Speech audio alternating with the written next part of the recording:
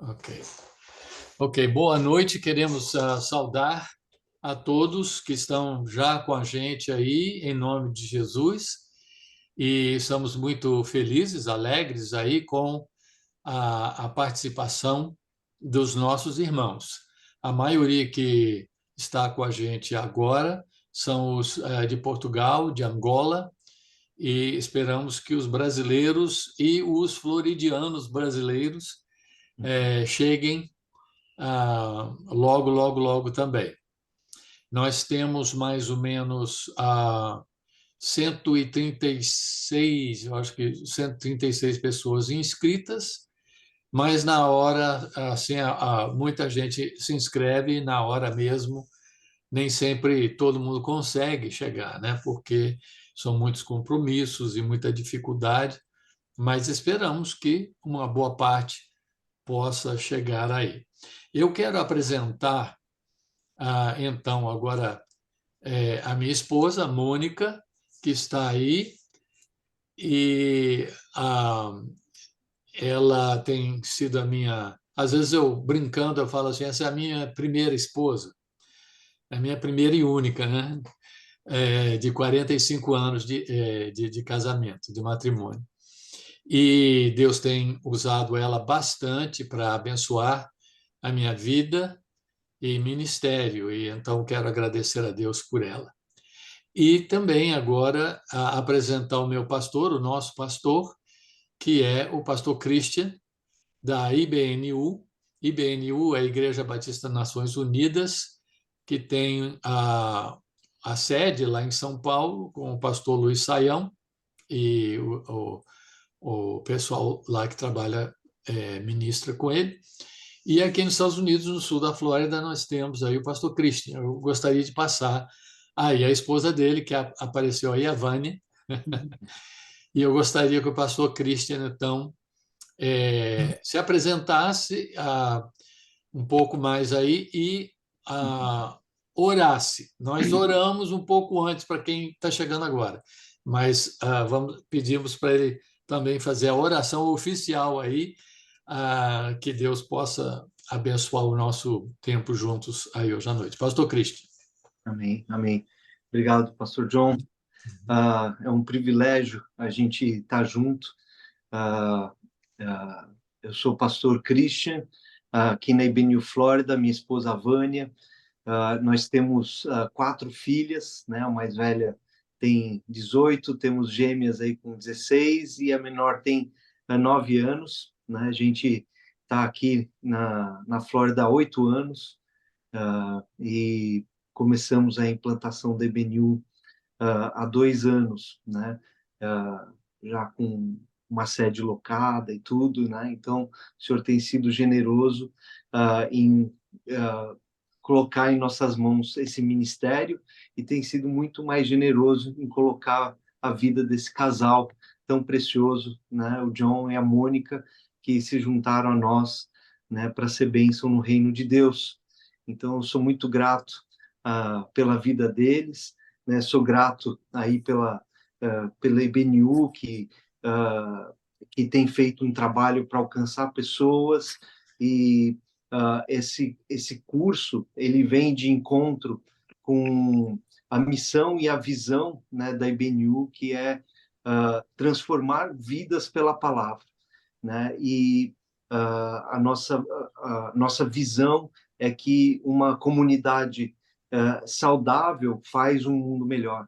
Então, a palavra que vai transformar a gente vai transformar esse mundo, né, no reino de Deus. Então, eu sou muito grato fazer parte da IBNU, fazer parte da IBNU Flórida, que tem aí isso em mente. E eu tenho gratidão por todos que aí se inscreveram, né? Aqueles que têm sede da palavra, sede do conhecimento.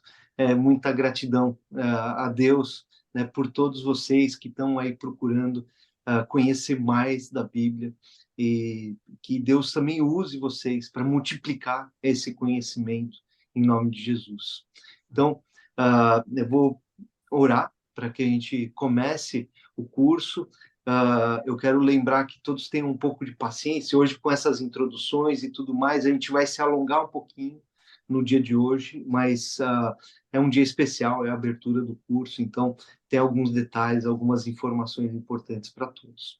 Então vamos fechar os nossos olhos e pedir a bênção de Deus para o nosso ensino. Pai amado, nós te louvamos e te agradecemos, Senhor, por esse dia tão especial, um marco, Senhor, né, na IBNU, um marco para o Ministério de Ensino, que tem começado, Senhor,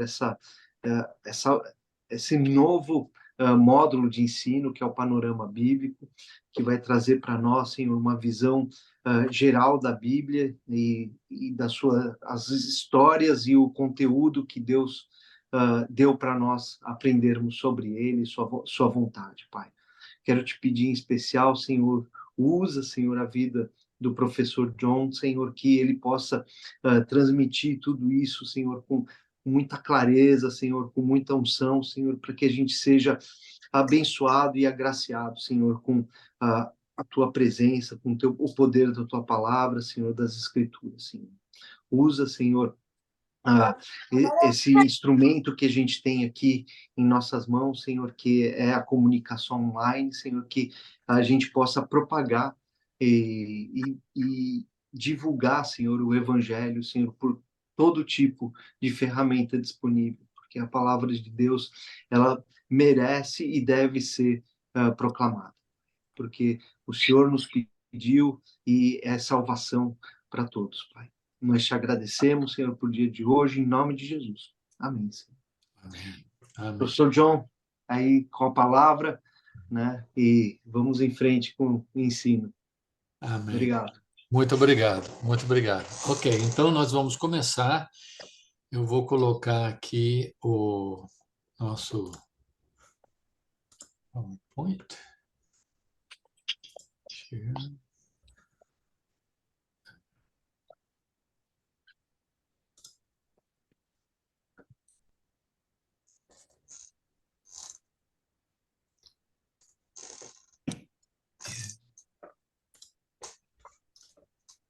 Ok, então nós queremos começar o nosso estudo bíblico panorâmico. Nós vamos pedir a todos que fechem aí o seu microfone, né? Que desliguem seus microfones, porque sempre fica um ruído aí atrás de alguma forma.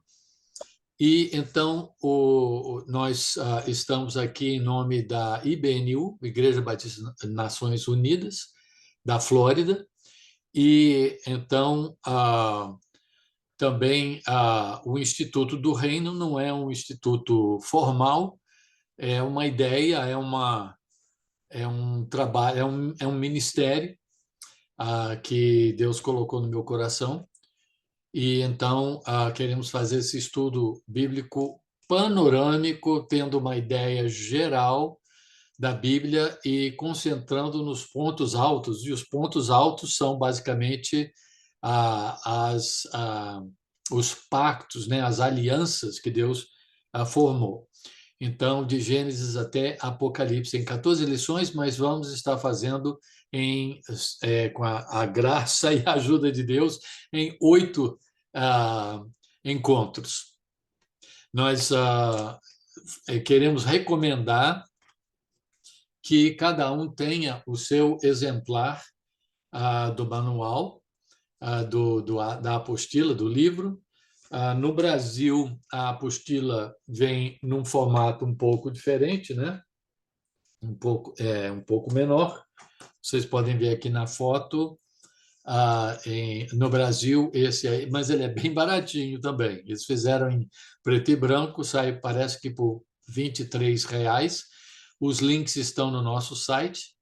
E o outro, esse a cores, é a $12,99. Tentamos manter o mais barato possível. E ele está na Amazon. Ele está, eu creio que por uns $5 no formato de Kindle. E vamos aqui ver. Não vou entrar em detalhes aí, mas vocês podem a quem quiser comprar no Kindle, aí isso aí já entrega na hora, né, imediatamente. E a vantagem de comprar no Kindle, esse preço está em reais, né? Lá no Brasil e aqui nos Estados Unidos também pode ser comprado. Nós temos, inclusive, esse trabalho em português, espanhol e inglês. De repente, você está trabalhando com pessoas que falam em outras línguas aí. E então a vantagem do Kindle, se você, especialmente se você tem um computador, não só um telefone, é que ele fica lado a lado assim, você pode anotar e tudo isso. Bom, agora vamos deixar os comerciais para lá e vamos entrar aí no estudo. Qual é o objetivo? Quais são os objetivos? O que a gente quer alcançar nessas 8 semanas? Bom, gostaríamos que cada participante seja capaz de dar uma visão geral da história da Bíblia, desde o Gênesis até Apocalipse, e que possa fazer isso até com ou sem a ajuda do gráfico Vislumbre Bíblico, que vou mostrar daqui a pouquinho. Esse gráfico nós vamos, creio que vamos disponibilizar como PDF para as pessoas interessadas aí, para que possam também, é uma maneira de você ver bom, aqui na capa tem meio apagado aqui, mas ver aí a sequência da Bíblia toda num vislumbre, né? Ou como dizem em espanhol, num vistaço.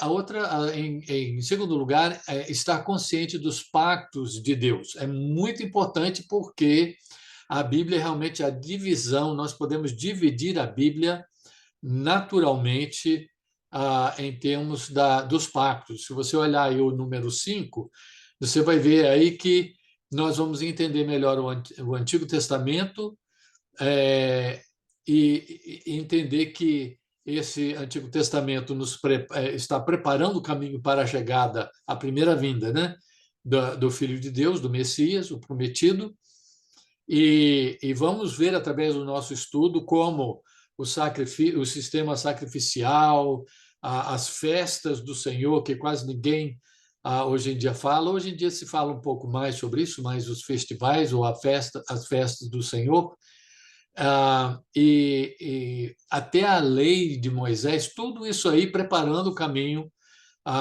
para o Messias e apontando para o Messias, o tabernáculo, tudo isso. Mas é muito interessante, é muito importante a gente lembrar ou entender que a própria palavra testamento significa pacto. Então, a Bíblia está dividida em 2 pactos, o Antigo Pacto e o Novo Pacto, o Antigo Testamento e o Novo Testamento. Então, realmente é importante entender os pactos, porque elas formam essa divisão especial da Bíblia e nos ajuda, então, a entender a sua sequência, porque a revelação de Deus é paulatina. É um termo aí que os teólogos gostam de usar. Não encontrei um termo semelhante em inglês, mas o termo paulatino significa com incrementos cada vez mais e mais e mais. Então, a revelação de Deus, Deus revela uma coisa, depois constrói sobre aquela revelação mais um pouco, mais um pouco, mais um pouco. E então é progressiva, né, a revelação de Deus. Então, nós temos aí os pactos, queremos ficar bem familiarizado com os pactos, conhecer alguns dos principais personagens bíblicos e eles atados às alianças, né? E então nós temos quatro, uma boa compreensão da sequência dos acontecimentos. Inclusive, esse estudo veio à tona no início, trabalhando com um grupo brasileiro no sul da Flórida, quando uma pessoa disse: olha, ok, a gente às vezes fala do rei Davi, às vezes fala de Jesus, às vezes fala de Adão e Eva, de Abraão, de não sei o que mais. Eu queria entender a sequência da Bíblia. Então, esse estudo deve ajudar a dar uma boa sequência dos acontecimentos da história bíblica, desde a criação até a chegada do Messias, a sua primeira vinda e até a sua segunda vinda. Nós temos também esse calendário que nós queremos seguir. Hoje estão sendo a introdução e a criação, queremos falar sobre isso, por isso que a gente tem que correr aí um pouco. Na semana que vem, queremos falar sobre a queda, uma questão que influencia grandemente a humanidade até hoje, né? Como bem podemos ver e saber. Depois, dia 19 de outubro, Caim, até Noé e o dilúvio, algumas questões muito interessantes aí, e depois, inclusive, né, a Torre de Babel, e a aliança com Abraão.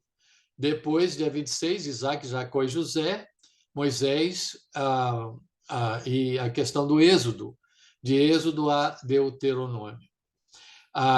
E depois, em novembro, nós temos, no dia 2 de novembro, Josué, Juízes e primeiro Samuel. Temos também a ênfase aí de Davi e Salomão em 2 Samuel, Reis, etc.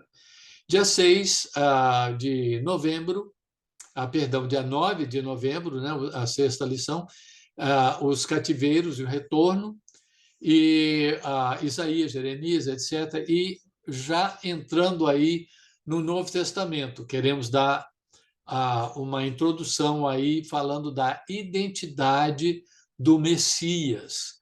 É muito importante a gente entender quem é o Messias, quem foi o Messias. Dia 16, os preparativos para a chegada do Messias, a missão e o ministério de Jesus. Depois, dia 23, aqui dos Estados Unidos, sendo quinta-feira, nessa parte de novembro do ano, nós temos aqui Dia de Ação de Graça, ou de Ações de Graças, Thanksgiving, que é um feriado muito especial aqui nos Estados Unidos, então não vamos ter a nossa classe nesse dia 23, e então a última classe, a oitava classe, vai ser no dia 30 de novembro, falando sobre Atos, o Novo Testamento, né?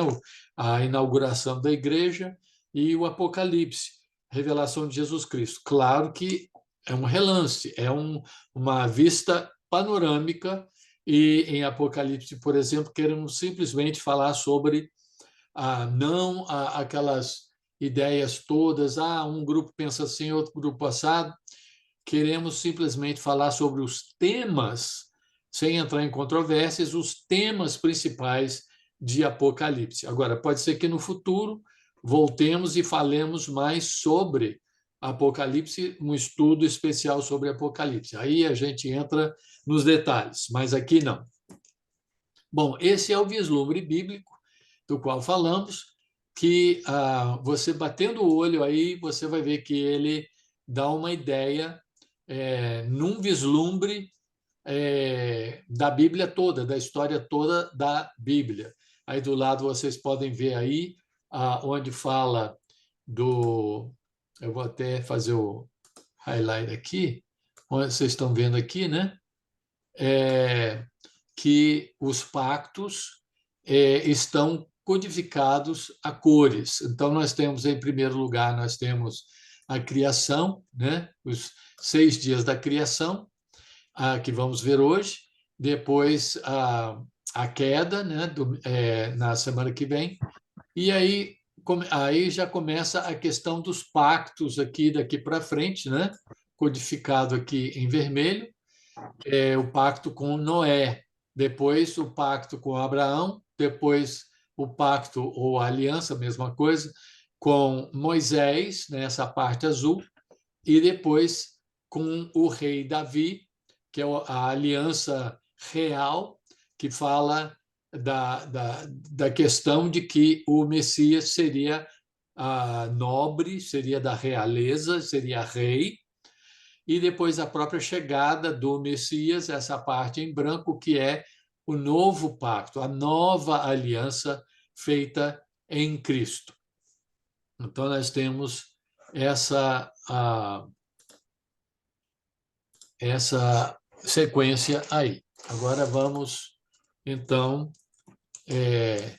para os jovens. Não sei se nós temos jovens aí com a gente hoje, mas eu pensei, vamos começar, e também vai ficar por aí mesmo, porque o resto vai ser uma arte mais para gente mais de idade mesmo, mas eu pensei, vamos usar aí alguns emojis aí para comunicar. Então, a palavra de Deus. Vamos falar um pouco sobre a palavra de Deus. Estamos aqui estudando nessa sequência, estudo bíblico panorâmico, e vamos lembrar que a palavra de Deus é uma lâmpada para os nossos pés. A palavra de Deus é luz para o nosso caminho. Eu e a Mônica trabalhamos uma vez na Casa Bautista de Publicaciones, em El Paso, Texas, e a gente trabalhava, tinha uma parte do prédio que era uma parte antiga, que chegava até a assustar a gente, sabe? E então, um dia a gente ia entrar num quarto lá e a gente tudo escuro lá, e a gente pensou, gente, esse lugar aqui dá até medo aqui, vamos ligar a luz aí. Quando ligamos a luz, tinha uma moça cega sentada na mesa fazendo um trabalho mecânico que ela não precisava ver, é, eu acho que fazendo envelopes, colocando coisas em envelope, e a gente levou um susto enorme, porque ela estava naquela escuridão e a gente com medo de entrar no escuro. Quando ligamos a luz, estava ela lá. Ela vive na escuridão, ela nunca vê a luz. Para ela não faz diferença a luz estar ligada ou não. Então, a luz faz toda a diferença, e nós vamos ver que Deus, quando ele começa a criar, ele fala da luz, né? Haja luz e houve luz. A importância da luz, vamos estar vendo isso aí. Mas então, quando nós estudamos a palavra, por que é tão importante a gente estudar a palavra de Deus? Em primeiro lugar, porque a fé vem pelo ouvir a mensagem de Deus.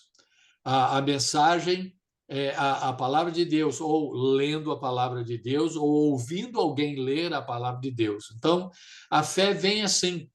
Então, o que que o diabo faz? E nós vamos ver aí, não hoje, mas na outra semana, que ele já começa a colocar dúvida sobre a veracidade da palavra de Deus. Se ele consegue convencer a pessoa, a palavra de Deus, isso aí é um monte de história que o pessoal da antiguidade juntou e tal, e não pensem vocês que não há pessoas hoje em dia falando isso. Um ente querido nosso nos falou isso há pouco tempo atrás.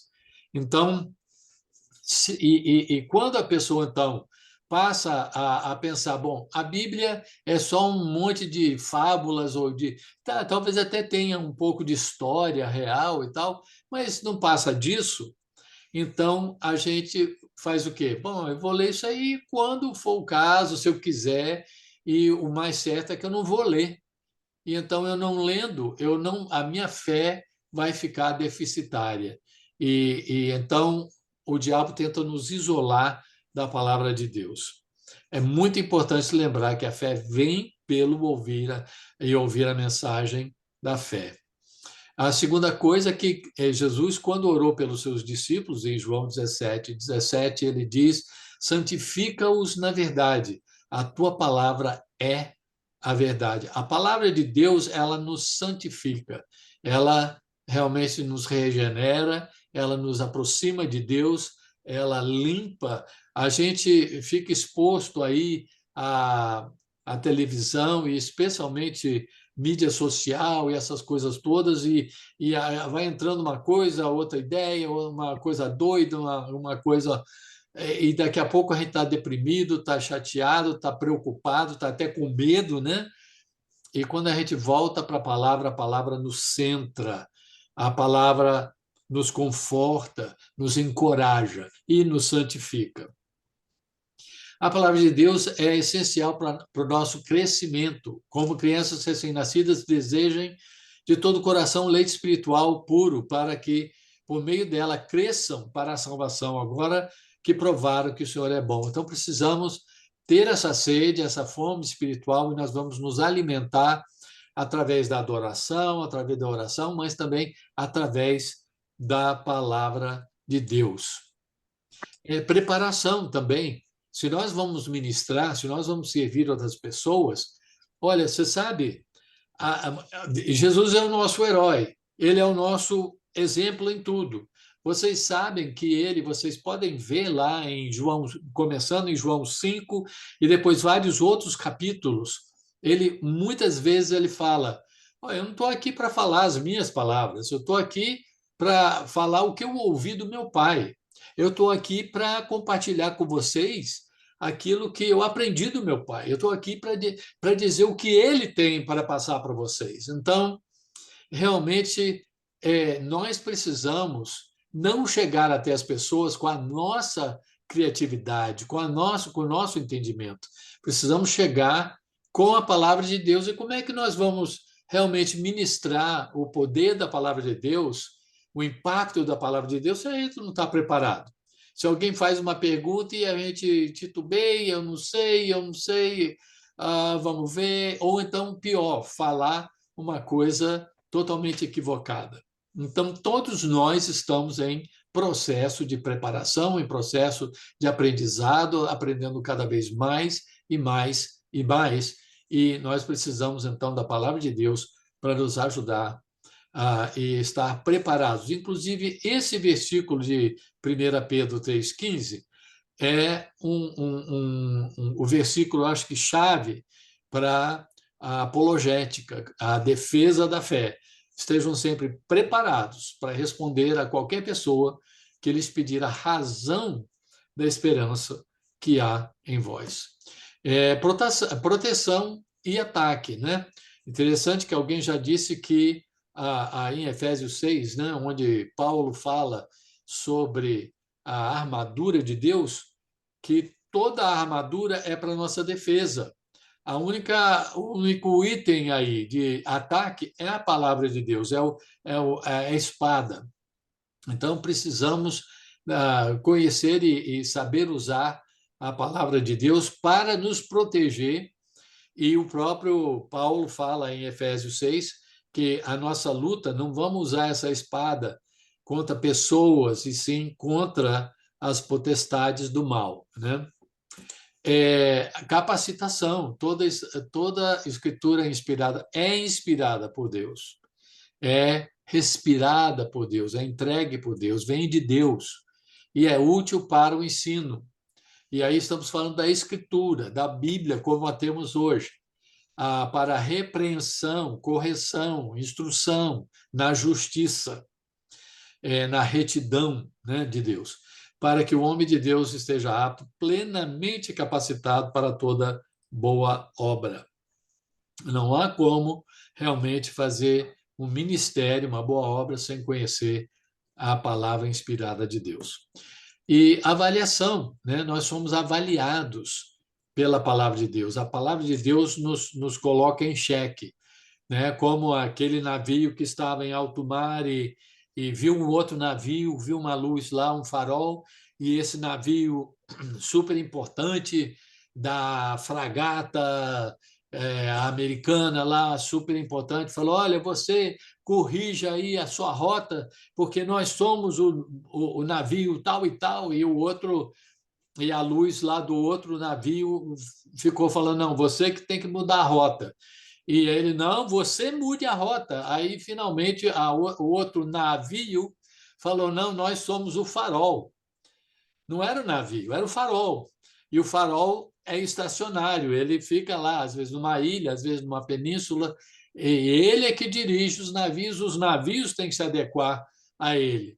Então, a gente não avalia a palavra de Deus, a palavra de Deus é que nos avalia e nos coloca no caminho certo, pois a palavra de Deus é viva e eficaz, e mais afiada do que qualquer espada de dois gumes.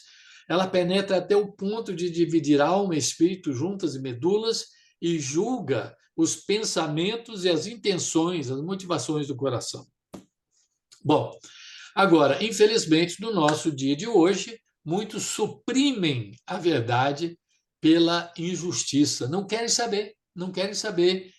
Tanto que aqui nos Estados Unidos, nas bibliotecas das escolas, a Bíblia está sendo censurada, está sendo retirada das bibliotecas das escolas públicas. Realmente uma coisa terrível está acontecendo no nosso país aqui, eu creio que em outros países também. As pessoas querem suprimir a verdade pela injustiça, mas nós queremos continuar na palavra e deixar a palavra frutificar em nossas vidas. Bom, como é a divisão da Bíblia, né? Nós temos o Velho Testamento, o Velho Pacto, e o Novo Testamento, o Novo Pacto. Nós temos no Velho Testamento essa divisão aí que vocês podem ver aí. Nós temos a lei, né, o Pentateuco, que são os penta, né, cinco livros da lei. Nós temos a história, aí, que vai de Josué até Esther. Nós temos os livros de poesia e sabedoria. Nós temos profetas menores, maiores, profetas menores, e aí simplesmente tem a ver com o tamanho do livro, não a sua importância. E, claro, e temos os 4 evangelhos. No Novo Testamento, o livro histórico é o livro de Atos, né, que fala da inauguração da igreja e o seu desenvolvimento inicial da igreja primitiva. Temos as cartas de Paulo, temos as cartas gerais e temos o livro de profecia, que é o Apocalipse. Quando é que... Aí vocês vão poder ver na sua apostila. Aí nós temos na introdução, isso aí já é parte da introdução. Estamos aqui colocando várias coisas que não estão na apostila, como comentamos. É importante ter a apostila para ter como algo que você vai ler antes para se preparar, e às vezes nós vamos comentar algo bem aqui dentro da apostila e às vezes nós vamos passar meio por alto e trazer mais informação adicional. Mas nós temos aí, só para você ter uma ideia, o primeiro livro do Novo Testamento foi escrito, se pensa, né, se calcula, por volta de 48 anos AD, né, o ano Domini, ou seja, o ano do nosso Senhor. Sabemos que a nossa era não começou exatamente no ano 0, que o nosso calendário está um pouquinho fora, provavelmente por 2 anos, tem gente que acha que 4 a 6 anos de diferença, mas mas por volta do ano 48 e Apocalipse por volta do ano entre 95 e 97, sendo o último livro do Novo Testamento a ser escrito. As divisões por capítulo foram feitas por Stephen Langton, arcebispo de Canterbury. Essa informação aqui, se você fizer um Google, você fizer uma pesquisa, você tiver um livro de história, coisa assim, talvez você vai achar coisa diferente, porque existem descobertas, existem opiniões, existem pesquisas um pouco diferentes aqui e ali. Mas, em termos gerais, é importante aqui para o nosso estudo saber que a Bíblia não foi escrita com capítulos e versículos, né? Isso veio bem depois. E, por volta de 1555, Roberto Estienne, inclusive eu tive que mudar a apostila. Originalmente eu tinha outra informação, aí pesquisei um pouco mais e foi isso que eu encontrei. Ele usou basicamente VT, significando Velho Testamento, usou a divisão do Rabino Natan, de 1448, e para o Novo Testamento ele então fez por conta própria, acabando aí em 1555. Para a gente entender aí que o cânon não apareceu aí numa visão, um anjo dizendo, olha, os livros da Bíblia vão ser estes, né?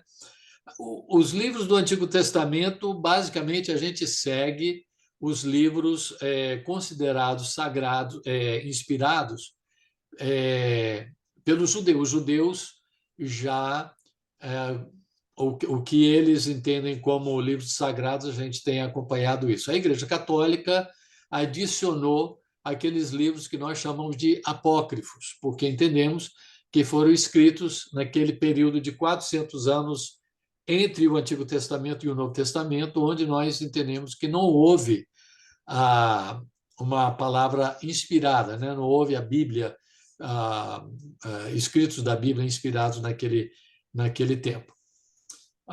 E o Novo Testamento, então, foi sendo feito até se decidir no Concílio de Cartago pelo Novo Testamento como aparece hoje em nossas Bíblias. Bom, aí então nós temos o vislumbre bíblico de novo, nós queremos ver essa primeira parte aí em azul claro, que são os dias da criação. Gênesis 1 e 2, a criação. É interessante que a Bíblia nos diz que, no princípio, Deus criou os céus e a terra. E é interessante que, na ciência, há quem diga, eu não sou cientista, eu não vou colocar aqui com toda, mas eu perguntei para um amigo meu, que trabalhava na NASA, na época, e ele ainda trabalha com, mas não na NASA, ele concordou, e ele falou, não, é isso aí mesmo. Então, que tudo que existe no universo pode ser categorizado como ou tempo, ação, energia, espaço ou matéria. Então, no primeiro versículo da Bíblia, nós temos tudo isso aí. Nós temos, no princípio, tempo. Criou ação. Deus, que foi a energia que criou, mas esse meu amigo, sendo cristão, ele disse, olha, é só importante frisar que Deus não é apenas uma mera energia. Ele usou energia, ele foi energia por trás da coisa, mas ele é uma pessoa. Não é uma energia aí fora que não tem. Não, ele é uma pessoa, Deus, então usou a energia dele para criar, e os céus, espaço, e a terra, matéria. Então, é interessante que no primeiro versículo já entendemos isso. Gênesis é vital para a nossa fé.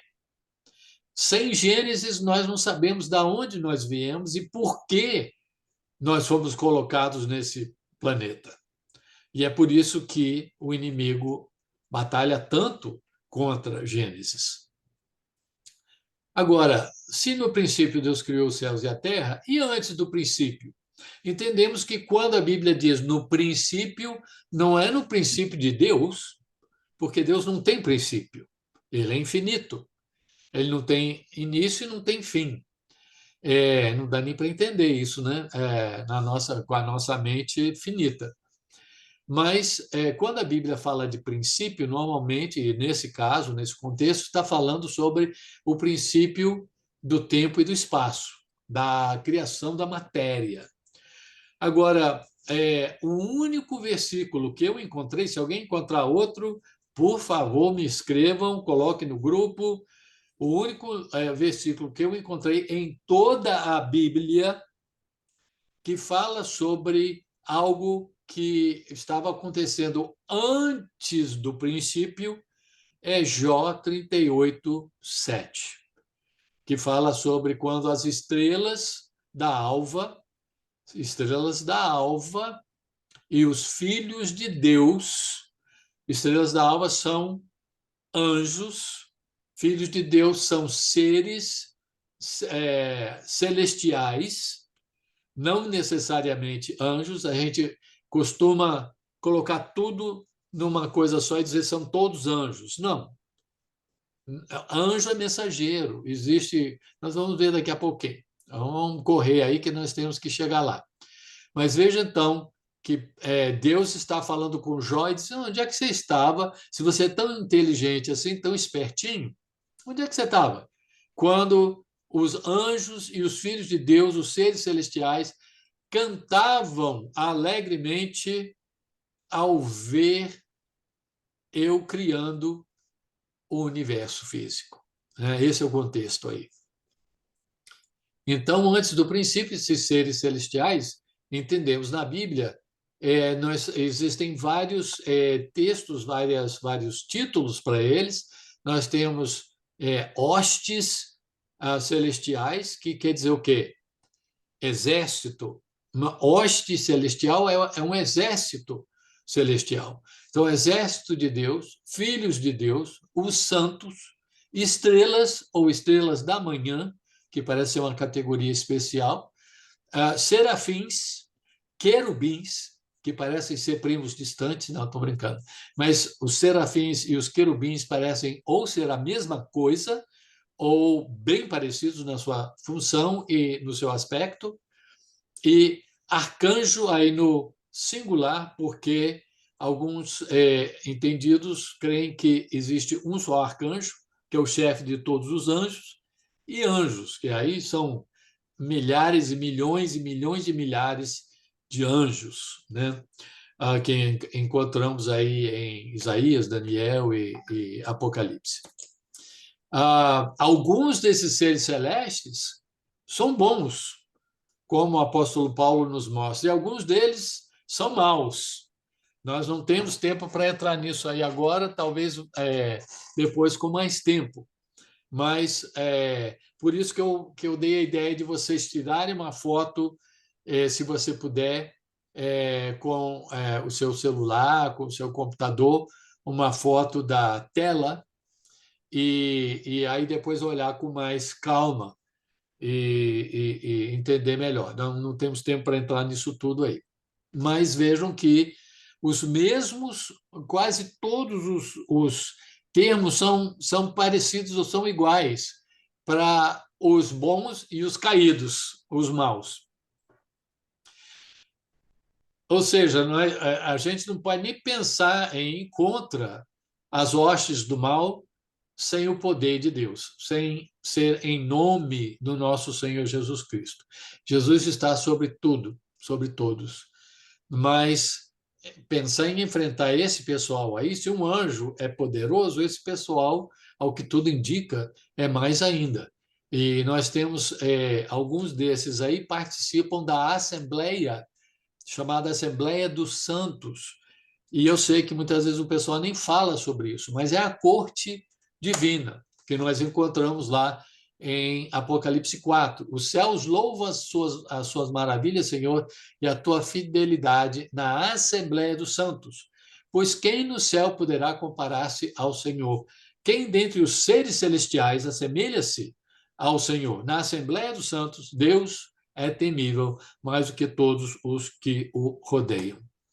Bom, isso aí para dar um fundo aí espiritual aí para nosso estudo, mas queremos ver aí, sem nos deter muito aqui, porque essa parte aqui seria a parte talvez mais conhecida, o que nós estudamos desde criança, aqueles que aceitaram a Cristo quando criança e já viram essa questão. Aqui queremos apenas mencionar alguma coisa ou outra e dizer que aqui nós vemos como Deus usou, ele criou ex nihilo, ou seja, do nada, Deus criou do nada, e daquilo que ele criou, ele foi formando, né, como um artista. Então, primeiro, é importante frisar aqui que não há nenhuma prova bíblica, nenhuma razão bíblica para acreditar, para aceitar essa teoria eu não lembro como é em português, mas the gap theory, né? A teoria do tempo diferente, aí, ou seja, que aquela ideia de que entre a criação e depois a continuidade, Satanás veio, o mundo caiu e Deus destruiu tudo e começou de novo, e por isso que diz que a terra era sem forma e vazia. Não. Textualmente, inclusive, eu não sou especialista no grego ou no hebraico, mas eu tenho bons comentários e converso com pessoas que são, e eu perguntei para um estudioso da Bíblia que é realmente catedrático, especialista em hebraico, e perguntei para ele, quando diz sem forma e vazio, aí está dando a ideia de, inclusive a NVI, em português, algumas em espanhol parece, em português não, em espanhol tem aí, e a terra era catastroficamente vazia, alguma coisa assim, não está no original isso aí. Então, se você já ouviu falar dessa teoria, eu creio realmente que não tem a base bíblica. Se você nunca ouviu falar, então não se preocupe, vamos passar à frente aí, adiante aí. A ideia é que Deus criou do nada e aí então ele foi formando, como um oleiro vai formando um vaso de barro, vai colocando a coisa aí e dando forma e vida. E tudo vai mostrando o carinho de Deus. Porque o pessoal gosta de falar assim: Deus não criou, você não foi criado aí em 6 dias. Vamos falar um pouco mais sobre isso daqui a pouquinho. Mas ele não fez isso tudo em 6 dias. Isso aí foram milhões, milhões, milhões, até bilhões de anos de criação. Gente, Deus podia ter criado, se ele quisesse, ele podia ter criado em um dia, em um instante. Ué, se nós cremos num Deus onipotente, quer dizer que ele não tem limite nenhum, ele pode fazer o que quiser, mas aqui a gente vê o carinho dele, a atenção ao detalhe. Ele cria do nada e vai formando e vai preparando a terra para a vida. E a vida na terra e depois a vida humana, que veio por último. Como quem diz, estou preparando tudo isso aí, os animais, a vegetação, frutos, tudo para a chegada do ser humano. Então a gente vê o carinho de Deus aí. Vamos ver aí que nos primeiros dias, Deus então ele usa de separação, ele separa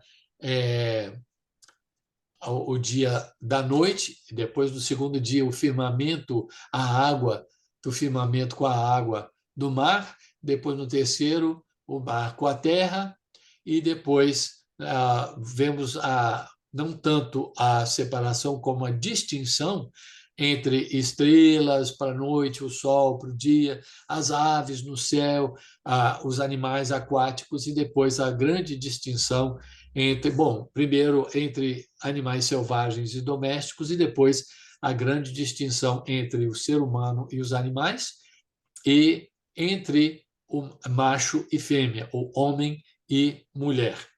E no sétimo dia, Deus então descansa, dando exemplo para a gente. Já criou a gente com essa necessidade de ter um refrigério, um descanso, para recarregar as baterias uma vez por semana.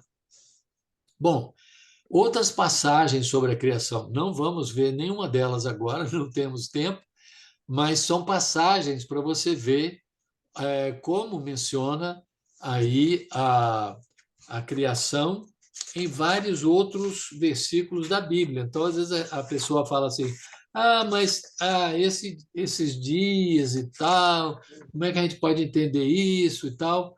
E a gente tem aí em Êxodo 20:11, é o único que nós vamos ver aqui, que diz, porque em 6 dias fez o Senhor o céu e a terra, o mar e tudo que neles há, e no sétimo descansou. Então, mais uma vez, falando sobre essa,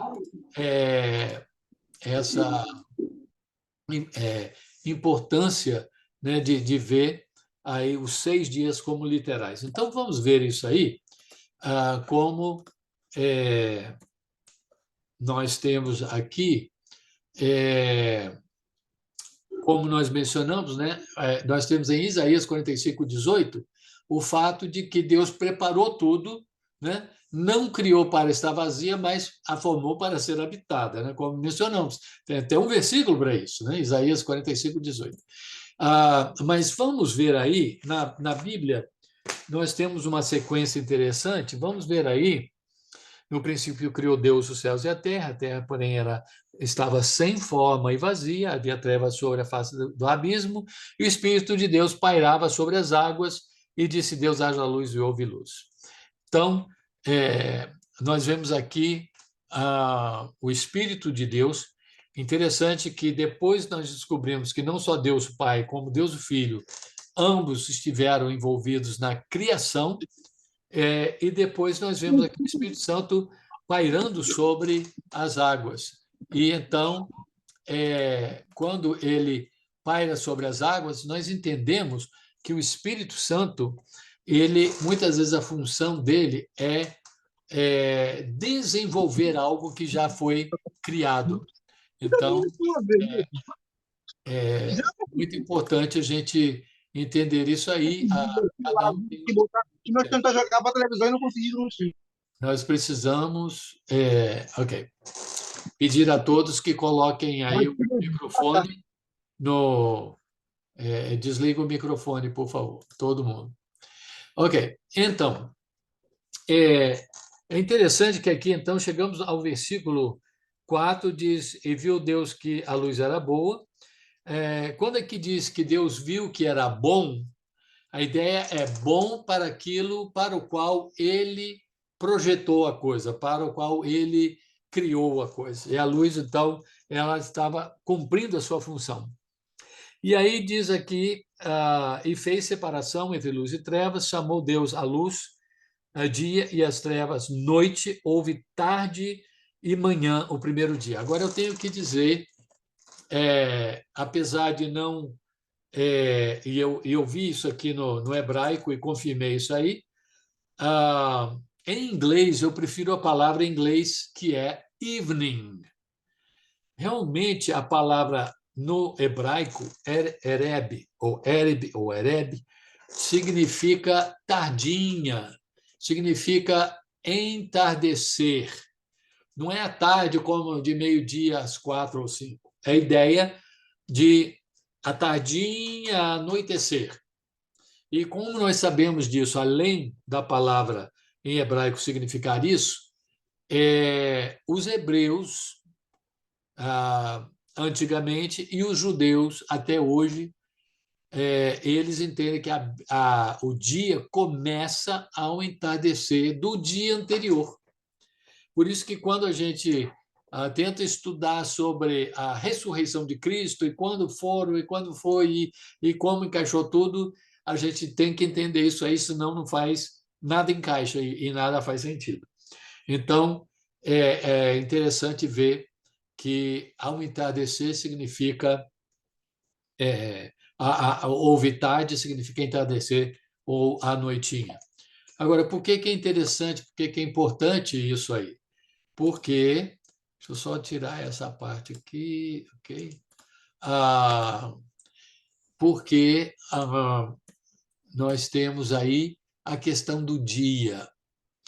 Aí diz, então, houve tarde, manhã, o primeiro dia. Então, eu costumava crer isso muitos anos atrás e depois fui convencido de que realmente não tem nada a ver, para tentar encaixar isso aí com a ciência moderna.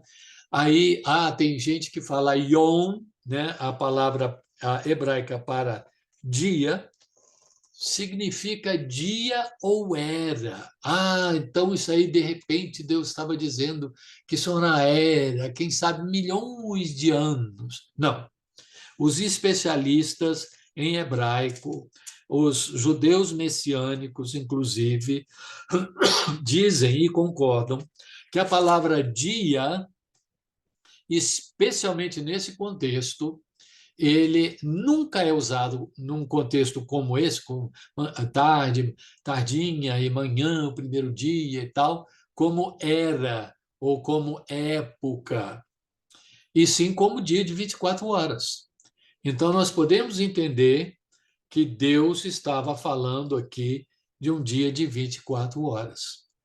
Não vamos entrar em outros detalhes, que aqui a gente poderia ficar as 8 semanas em Gênesis 1 a 3, para dizer a verdade. Mas estamos dando um por alto e esperamos aí, inclusive, com isso, aguçar um pouco a curiosidade dos estudiosos da Bíblia, para que vocês façam também a sua própria pesquisa.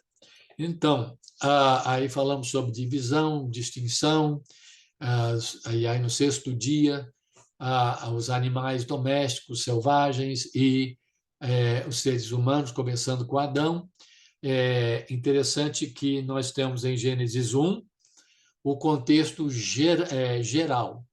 E aí nós temos em Gênesis 2 uma visão específica, mais detalhada da criação. Entendemos que esses dois não se contradizem, mas se complementam e se completam.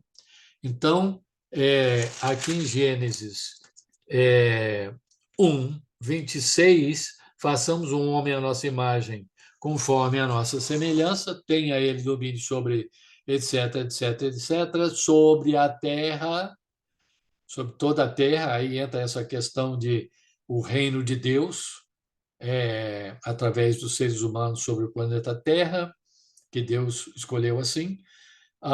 E versículo 27, Gênesis 1, 27, criou Deus, pois o homem à sua imagem, a imagem de Deus o criou, homem e mulher os criou. Então, aqui simplesmente diz, Deus criou homem e mulher. Aí, em Gênesis 2, é que nós vamos ver como isso aconteceu. Não foi num passo, foi em 2 passos. Primeiro Adão e depois de Adão ele forma a mulher, e vamos ver por que é importante isso. Aqui eu queria só mostrar, aqui no desenho vocês estão vendo que eu coloquei até dinossauro, né? Eu coloquei isso porque alguns estudiosos, criacionistas, dizem que na criação Deus criou também os dinossauros. Alguns querem dizer, não, os dinossauros vieram milhões de anos antes dos seres humanos. Interessante, então, ver isso aqui. Olhem bem de perto aí, vocês estão vendo? Provavelmente não, né? Isso aqui eu vou mostrar para vocês. Isso aqui está no Museu Criacionista lá no Texas, e eu vou mostrar aqui, eu escureci isso aqui para vocês verem melhor. Está vendo aí agora? Está vendo isso aí? Isso foi encontrado num rio fossilizado. Isso aí é uma rocha que se solidificou e virou rocha a partir da argila no leito de um rio. O rio, inclusive, perto lá desse museu. E vocês estão vendo uma pegada humana junto com uma pegada de um dinossauro. Agora, isso os evolucionistas nunca falam disso, né? Então, obviamente, viveram na mesma época, enquanto os evolucionistas dizem que não.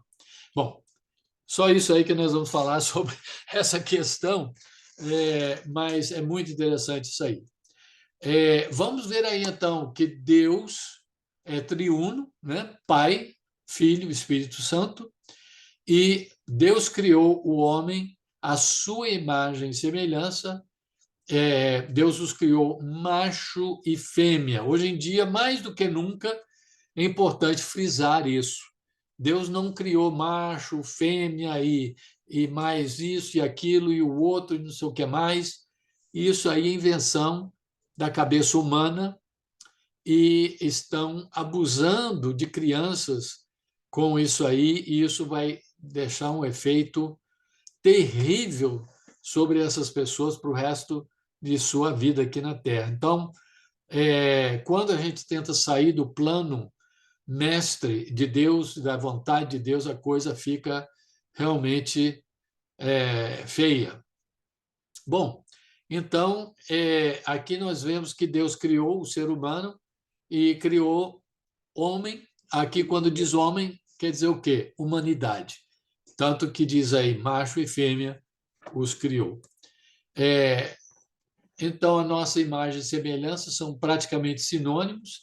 E como Deus, o ser humano é um espírito, a sua base é espírito, e nós temos aí tricotomia versus dicotomia. O que é isso? Alguns acham que o ser humano é espírito e corpo, e outros acham, não, é espírito, corpo e alma. Bom, o apóstolo Paulo já dizia em 1 Tessalonicenses 5:23 que o mesmo Deus de paz o santifique em tudo, e todo o vosso espírito, alma e corpo. Então, nós temos o apóstolo Paulo, se você quiser argumentar com ele, tudo bem, mas nós temos essa ideia de tricotomia na palavra de Deus.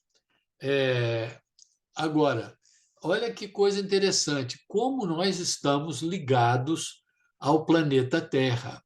Deus criou o planeta e aí ele foi formando as coisas, né? Olha que coisa interessante, ele formou o ser humano, o homem, do pó da terra. Tendo formado, olha que coisa poética, mas também prática e tão incrível, que Deus criou o homem a partir da terra, de forma a criar esse elo, essa coisa íntima, essa coisa incrível com o planeta Terra. Esse é o nosso planeta. Nós fomos feitos para viver aqui. E, na verdade, nós fomos feitos para viver nesse planeta por toda a eternidade.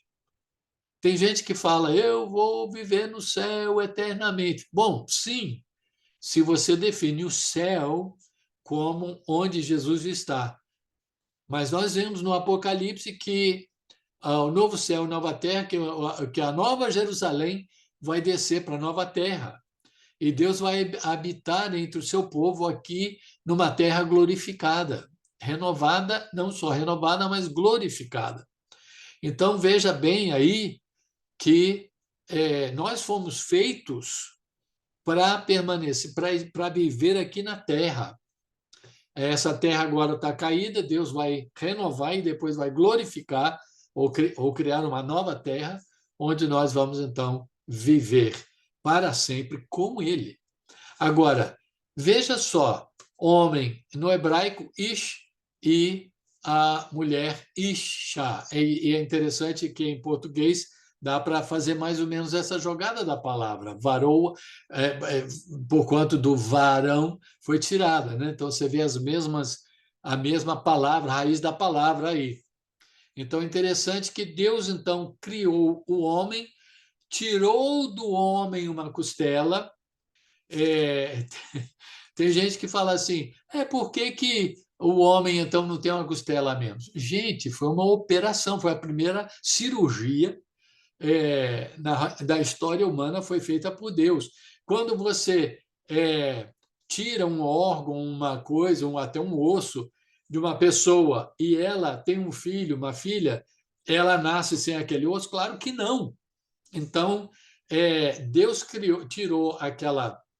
Assim como ele tirou o homem da terra, ele tirou a mulher do homem, por quê? Para mostrar essa conexão, essa intimidade, essa coisa incrível. E então, quando você tira algo de alguma coisa, o que acontece? Se você for lá no seu carro e você arrancar o motor, ou do motor você arrancar alguma coisa, vai ficar faltando, né?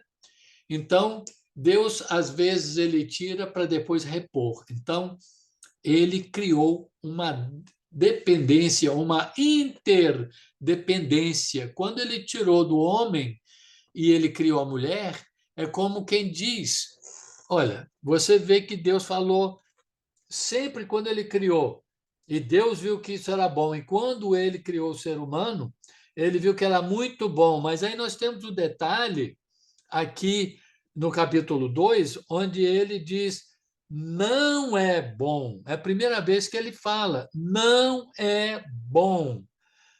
Estou procurando aqui o versículo, acho que é por volta de 18, 19. Ele diz: não é bom que o homem esteja só. Far-lhe-ei uma olha só, versículo 18, disse mais o Senhor, não é bom que o homem esteja só, far-lhe-ei uma auxiliadora que lhe seja idônea.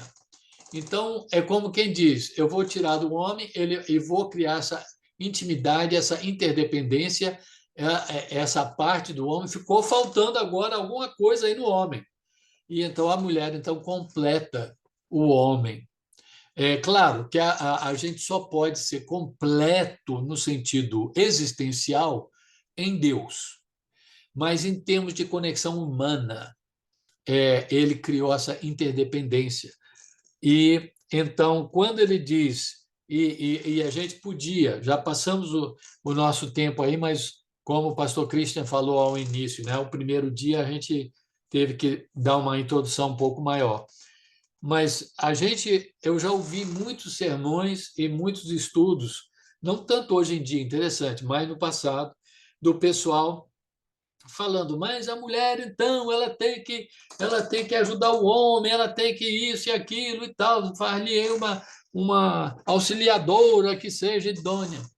Que quer dizer? Veja o contexto. O que é que, o que é que Deus falou para o homem que ele devia fazer? A primeira ordem, a primeira missão, ele disse que ele ia reinar sobre os peixes, etc. e tal, mas aí, Gênesis 1, 28. E Deus os abençoou, porque aqui já está falando de homem e mulher. Ele disse: sede fecundos, multiplicai-vos, enchei a terra e sujeitai-a, dominai sobre, etc. Agora, o homem pode ser fecundo e reproduzir e ter filho sem a mulher? Não. A mulher pode sem o homem? Ah, hoje em dia com a ciência. Não, nós estamos falando no Gênesis. Não. Então, um precisa do outro. E o homem precisava, então, de uma auxiliadora que lhe fosse idônea. Então, para cumprir a sua missão de encher a terra. É a coisa mais, assim, óbvia aí. Agora, claro, depois a gente aprende também que a mulher ela tem um certo sentido aí, vê coisa que o homem não vê. E ai do marido que não escuta a esposa, ai do marido que não ouve aquilo que a esposa traz para mostrar, ó, cuidado, olha, tem isso, tem aquilo. Ah, não, tem não. Cuida, ó. E aí o homem que ignora a mulher, ele entra em muitos problemas. Mas o sentido mais assim, primeiro, assim, óbvio aqui, ele precisava de uma companheira que lhe completasse para essa missão de encher a terra. E então nós vemos essa formação dos dois. Primeiro, Deus então passa, e já estamos terminando, ele passa para o homem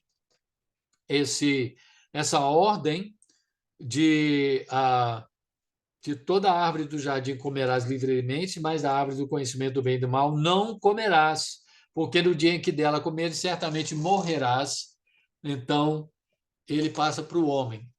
Daí ele, de alguma forma, não vemos aqui quando, não é relatado aqui esse detalhe, mas de alguma forma ele, então, teve que passar isso para a mulher, porque a mulher foi criada depois dessa ordem que Deus deu ao homem.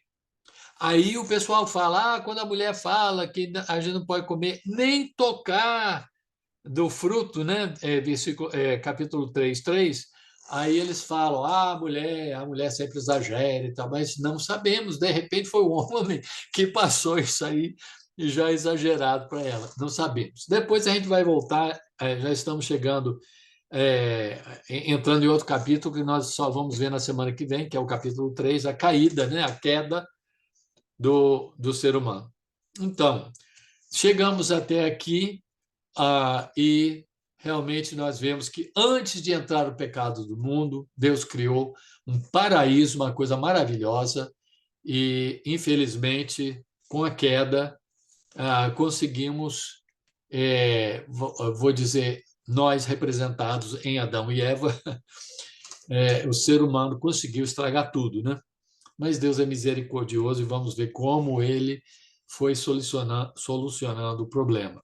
Então, espero ver vocês na semana que vem, no mesmo horário, e que Deus possa abençoar a todos. E queria agradecer a todos pela sua participação, por estarem aqui com a gente aqui hoje. Nós temos aqui 23 pessoas, 136 pessoas